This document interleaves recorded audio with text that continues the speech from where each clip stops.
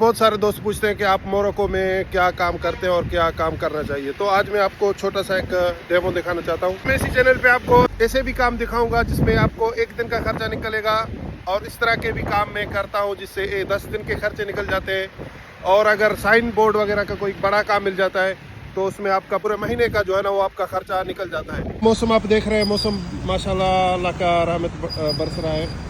तो दोस्तों मैं हर किस्म का काम कर लेता हूँ, छोटा हो बड़ा हो। अच्छा जी, आज मैं आपको दिखाने वाला हूँ जिसे मैं हमेशा बोलता हूँ कि यहाँ पे ज़्यादातर फेसबुक मार्केट प्लेस आदमी लोग यूज़ करते हैं।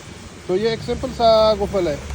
अच्छा, इसकी कीमत 80 दरहम है और मैं इनको बेचता हूँ 150 दरहम में। अच्छा तो दोस्तों फिर चलते हैं अभी कस्टमर के पास, इसको बेचते हैं, इसके पैसे मिलेंगे, उसमें देखते हैं कितना बचत होता है और उस बचत में से कितने दिन का नहीं लेकिन एक दिन का खर्चा 70 दरहम बचेंगे, जिसमें पूरे दिन का मेरा ग्रोसरी वगैरह निकल जाएगा।